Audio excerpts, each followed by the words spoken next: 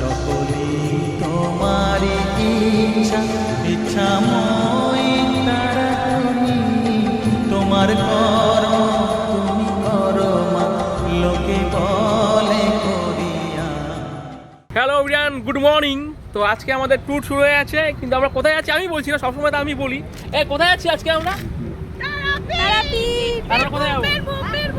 এই ভ্রমণটা হচ্ছে আমার পেজে আর আমার লাইফে প্রথম ভ্রমণ, যেখানে আমি বাড়ি থেকে এতটা দূরে যাচ্ছি ঘোরার জন্য। তো এখন বর্তমানে আমরা যেখানে আছি সেটা হচ্ছে শঙ্কর মিষ্টান ভান্ডার, আর এখান থেকে আমরা ডাইরেক্ট চলে যাচ্ছি বহরমপুর, তারপর গিয়ে তারাপীঠ। তোমার অনেকটাই জার্নি, তো এখান থেকে একটু খাওয়া দাওয়া করা যাক। এখান থেকে আমরা নিয়েছি মালাই চা, কিন্তু দাম হিসাবে এর কোয়ালিটি অতটাও ভালো না। আর সাথে নিয়েছিলাম ডালপুরি, পার প্লেটের দাম ছিল 60 টাকা, কিন্তু সেই হিসাবে ডালপুরিটা ভালো খেতে হলো, কিন্তু ছোলার ডালটা অতটাও ভালো ছিল না। কেমন খেতে কচুরিটা? ভালো। তো এই শঙ্কর মিষ্টান্ন প্রতিষ্ঠানের যে খাবারের যে গুণমান, সেটা যে একদম যে ভালো সেটা কিন্তু না।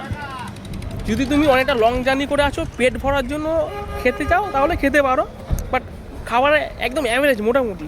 সকালের ব্রেকফাস্ট কমপ্লিট করে আমরা বেরিয়ে পড়েছি আবার আমাদের গন্তব্যে। আর এই জায়গাটা দেখে অনেকে হয়তো চিনতে পারছো বা অনেকে চিনতে পারছো না, আমি সবাইকে একবার বলে দিচ্ছি, এটা হচ্ছে সেই বেলডাঙ্গা যেখানে নতুন করে বাবরি মসজিদ তৈরি হচ্ছে। সকাল 8টায় আমরা বেরিয়েছি, এখন 2টো বাজে প্রায়, এখনও আমরা রামপুরহাটে পৌঁছতে পারিনি। রাস্তাঘাট এতটাই খারাপ ছিল ওখানে, সেই কারণে যেতে পারিনি। তো আর এখান থেকে হয়তো সামথিং 15 কিলোমিটার দূরত্ব, তারপর আমরা পৌঁছাবো রামপুরহাট। ওখান থেকে তোমার তারাপীঠ একটুখানি দূর, এই তোমার ডিস্টেন্স যা দেখাচ্ছে সামথিং 22 কিলোমিটার কাছাকাছি আছে, তার মধ্যে পৌঁছে যাবো। আর এখানে আমরা একটু রেস্ট নিয়ে খাওয়া দাওয়া করে নিলাম। আমাদের খাওয়া দাওয়ার মধ্যে ছিল ফ্রাইড রাইস আর আলুর দম, আর বাড়ি থেকে স্যালাড এইসব নিয়ে এসছে। আর এই দিয়ে আমাদের দুপুরের লাঞ্চ পর্ব শেষ করলাম। রামপুরহাট পার করার পর গাড়ির চাকাটা লিক হয়ে যায়, যার কারণে ওখানে গাড়ির চাকা চেঞ্জ করার জন্য অনেকটা সময় ব্যর্থ হয়েছে। এই গেটটা দেখে আপনি কিন্তু আন্দাজ করে নিতে পারেন যে আপনি তারাপীঠ চলে এসেছেন। মায়ের মন্দির কিন্তু আর বেশি দূরে নেই। আমার ভিডিওটা আপনারা যারা যারা দেখছেন, কবার আপনারা তারাপীঠ গেছেন ঘুরতে বা কী করছেন, চাইলে কিন্তু আপনারা কমেন্ট করে আমাকে জানাতে পারেন। গল্প করতে করতে আমরা পৌঁছে গেলাম তারাপীঠ। হ্যাঁ, এই যে গেটটা দেখছেন, সেকেন্ড গেটটা, এই গেটটা আপনি যখনই দেখবেন তখনই আপনি মনে করবেন যে আপনি তারাপীঠ পুরো পৌঁছেই গেছেন। তো হ্যালো, আমরা এখন চলে এসেছি তারাপীঠ। হ্যাঁ, একদম তারাপীঠের সামনেই আছি আমরা। তো এখান থেকে একটা হোটেল বুকিং করবো, দেন আমরা গিয়ে কিছু খাওয়া দাওয়া জিনিস কিনবো। সকাল থেকে কিন্তু এখন আমরা ভাত খাইনি, ঠিক আছে? ওই ফ্রাইড রাইস খেয়েছিলাম, আলুর দম, তাও একটু অল্প একটু। আর আমরা এই হোটেলটা বুক করলাম, যার ভাড়া পড়েছে 1000 পার ডে। তো দুটো জিনিস কিন্তু আমি আনতে ভুলে গেছি, সেটা হচ্ছে, বুঝতেই পারছো না, একটা আইডিয়া করে বলো তো কি? সেটা চশমা, এটা হচ্ছে ঘড়ি। এই দুটো জিনিস তাড়াতাড়ি কারণে আনতে পারিনি। তো এখন আমরা তারাপীঠে আছি, একদম মন্দিরের সামনেই হোটেল নিয়েছি। আর এখন আমরা বাড়ি যাবো, দেখি কি পাওয়া যায়, কি খাওয়া যায়। খিদে পেয়ে গেছি, 6টা বাজে। তো চলুন যাওয়া যাক, একটু তারাপীঠ ঘোরা যাক। এই হচ্ছে তারাপীঠের গেট, এই সামনে গেট। আমরা এখানে আছি, আর আমরা আছি এই হোটেলটায়। এখানে ফার্স্ট ফ্লোরে আমরা ঘর নিয়েছি, 105 নম্বর ঘর। আর এখানে কি খাবার পাওয়া যায় দেখি একটু কম বেশি। আমরা যেই পাশে দাঁড়িয়েছি, এখানে খাবার কিন্তু অনেকগুলো দোকান আছে, অনেকগুলো দোকান, একদম কাছে পিঠে দোকান আছে। এখানে ফুচকার দোকানও আছে, দেখি ফুচকাও ট্রাই করা যেতে পারে। দেখা যাক, ফুচকাই খেয়ে দেখি। দেখো অবস্থা, দেখো অবস্থা, দেখো এই হচ্ছে অবস্থা। আর একটা পাল আসছে, একটা দুটো অনেকগুলো পাল, দেখো কতগুলো, এক ঝাঁক। যাওয়াটা কিন্তু একটু সাংঘাতিক ব্যাপার আছে, কারণ এক ঝাঁক মানে এক পাল, মানে কী করবে কোনো ঠিক নেই। একটু সাইডে দাঁড়িয়ে গেলাম, এতক্ষণে দেখালাম যে কী আছে। ওকে, তো এখানে যে খাবার দোকান খুঁজছি, মানে ম্যাক্সিমাম দোকানে তোমার ফোনপে ইউজ হয় না, যেই কারণে খাবার নিতে পারছি না। দেখি এই পাশটায় খাবার পাওয়া যায় কিনা, সেটা কারোর ফোনপে নেই নাকি এদিকে? এখানেও গাইস কিন্তু ফোনপে নেই, এই পরেও ফোনপে নেই, এই পরেও ফোনপে নেই। আজকে অবস্থা খারাপ, এটিএম ছাড়া কোনো গতি নেই আমার। টাকাটা যেখানে তুললাম না। ফুচকার দোকান মনে হচ্ছে আজকে কপালে নেই, দেখি চপের দোকান, আদার্স কি দোকান আছে দেখি।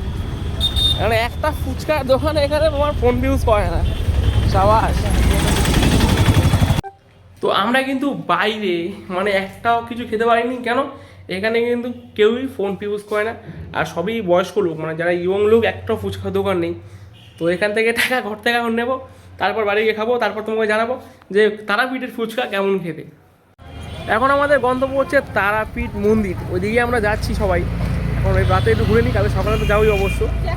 তো তারাপীঠ যাওয়া যাক, সেখানে তোমাদের দেখাচ্ছি কি আছে। আমি কিন্তু এটা ফার্স্ট টাইম আসলাম, আমি তারাপীঠ কোনোদিনও আসিনি এর আগে, এটাই ফার্স্ট আমার আসা।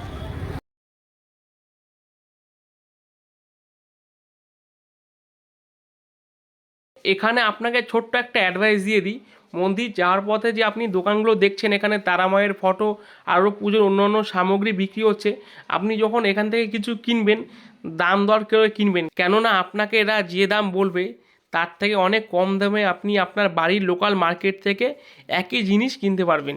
মন্দিরে ঢুকতে গেলে কিন্তু তোমাকে খালি পায়েই যেতে হবে, আর আমি এখানে খালি পায়ে যাচ্ছি, চড়িয়ে এখানে রেখে দিয়েছি, এখানে সবাই খালি পায়ে যাচ্ছে। ফাইনালি চলে আসলাম মা তারার মন্দিরে। এতদিন আমি এই মন্দির ভিডিও দেখেছি, ফটো দেখেছি, ফেসবুকে লোকের মুখে শুনেছি, কিন্তু আমি ভাবতে পারিনি যে আমার লাইফে আমি কোনোদিনও এই মন্দিরে আসতে পারবো। সবই হয়তো মায়ের ইচ্ছা, যার কারণে আজকে আমি এই মন্দিরে আসতে পেরেছি আর মায়ের সামনে দাঁড়িয়ে আছি। আর এখানে দেখি সবাই মায়ের ভোগের প্রসাদ গ্রহণ করছে, তো আমরাও লাইনে দাঁড়িয়ে গেছি মায়ের ভোগের প্রসাদ গ্রহণ করার জন্য। কিন্তু ব্যাড লাক হচ্ছে একটাই, যে প্রসাদ শেষ হয়ে গেছে, কিন্তু মা কিন্তু ওকে নিরাশ করেনি, আমাদের খাইয়েই পাঠিয়েছে প্রসাদ। হয়তো লুচি বা খিচুড়ি পাইনি, কিন্তু আমরা মিষ্টি পেয়েছি। প্রসাদ নেওয়ার জন্য লাইনে দাঁড়িয়েছিলাম, বাট প্রসাদ শেষ হয়ে গেছে। কিন্তু আজকে এত দূর থেকে মায়ের কাছে এসেছি, যদি প্রসাদ না পেয়ে যাই, কিন্তু পেয়েছি। হয়তো এই প্রসাদটা পাইনি, কিন্তু অন্য প্রসাদ পেয়েছি, মিষ্টি পেয়েছি, কিন্তু মা কাউকে নিরাশ করে বা খালি মুখে কিন্তু কাউকে ফেরায়নি। সিঁড়ি দিয়ে নামতে আমরা চা বানানোর নতুন একটা কৌশল দেখলাম, যেখানে চা বানানো হয় কেটলিতে, চা বানানো হয় পিতলের হাঁড়িতে, সেখানে চা বানাচ্ছে মাটির হাঁড়িতে আর মাটির গ্লাসে সার্ভ করা হচ্ছে। কেমন চাটা?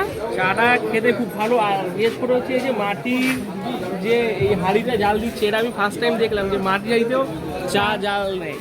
আমাদের ওখানে কি কেটলিতে জাল দেয় চা, তোমার আবার মেশিনে করে, বাট এটা মাটির হাঁড়িতে আবার মাটির গ্লাসে চা খেয়ে দারুণ টেস্ট। চা পর্ব শেষ করে বেরিয়ে যাওয়ার পর দেখা হয়ে গেল রানাঘাটের মোস্ট ফুড ব্লগার বা ফুডি গেটের সাথে, তার সাথে দুই একটা কথা হলো এই যা। আর এখান থেকে আমরা কিছু কেনাকাটি করলাম, তারপর চলে গেলাম আমাদের রুমে।